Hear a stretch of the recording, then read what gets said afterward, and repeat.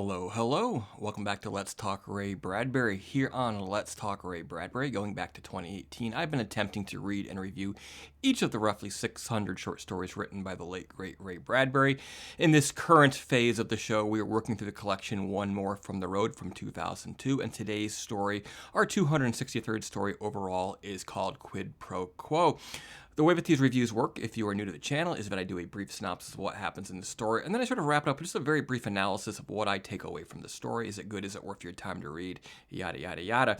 All right, then. So a narrator in this story begins by explaining that nobody built a time machine without the express purpose of going back to witness some earth-shattering event from human history. And then he immediately flips the script and says, yeah, I built a time machine, and I have no idea why I did it. But then, suddenly, at his door appears an old man.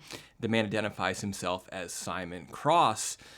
We find out that the narrator, in fact, knew Simon Cross when he was young, and he wonders that how did he waste the years of his life? And everything comes rushing back. He remembers how in his youth he met Simon Cross, not Alex Cross, sorry. At 19, when he wrote a bunch of brilliant short stories that were all sold instantly without even the help of having an agent, and it was clear that he was going to be on a path to greatness. But then the Korean War came along. He became a sailor. He spent the time in the war, and then afterwards he spent his time sort of wasting his time drifting from place to place around the world, traveling, engaging in a lot of fun hobbies, but never again sort of reclaiming the greatness of his, or the potential of his greatness in his youth of being a writer. So, to prevent this from happening, the narrator takes the old man, throws him into the time machine, and they go back in time.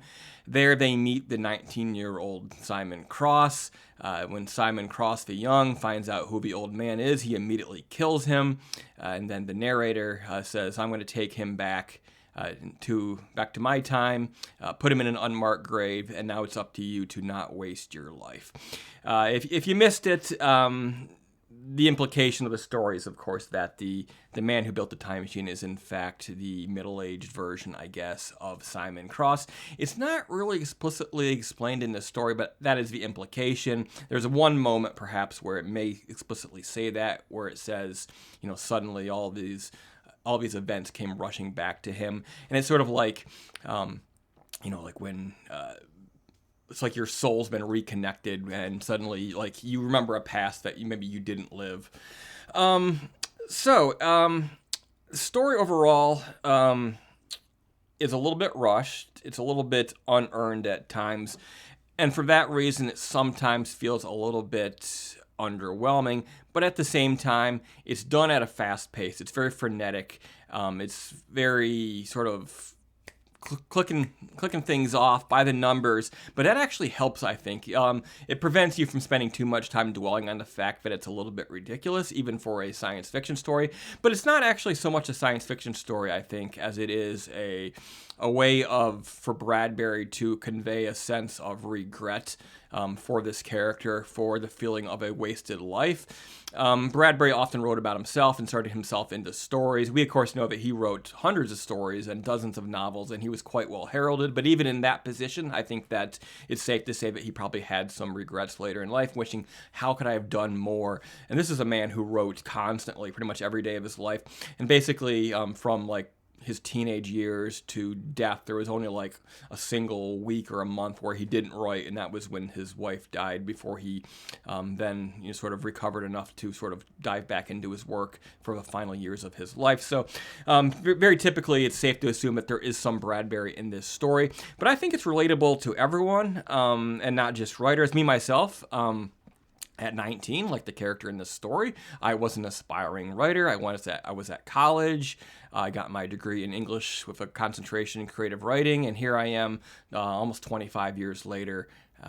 What have I done, So I can definitely relate to that. Where did the years go? How did I allow the voices in my head to prevent me from pursuing what was my dream at the time? But even if you weren't a writer or never had any aspirations on writing, I think that it's relatable to anybody who has enough humility in themselves to sort of feel regret and to wonder and to wish and to be aware that maybe they weren't all that they should have been or all that they could have been. But at the same time, this character, apparently he had a great time for all those years that he should have been writing, I guess.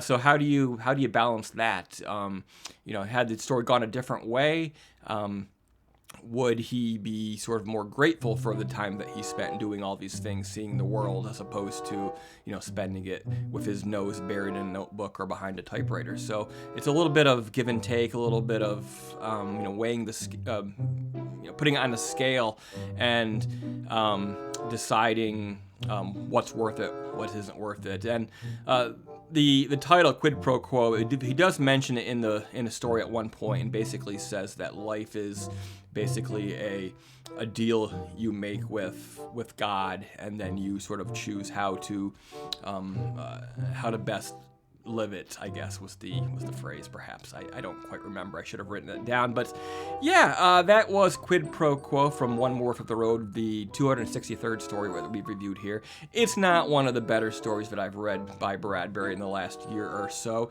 It's not bad. I would have been proud to have written it. Many of us would have. It makes you think about something, make you think about life, and that's always good. That makes a story stick a little bit more than it would if there was no discernible soul to it. But at the same time, a little bit rushed, a little bit by the numbers. Not Bradbury's best work at this period in his life. So there you have it. Next time we'll be looking at a story called After the Ball, which is the 4th of 25 short stories in One More for the Road. So be sure to tune in a few days, or perhaps next week, for that review right here on Let's Talk Ray Bradbury. Thank you, and I'll see you again soon.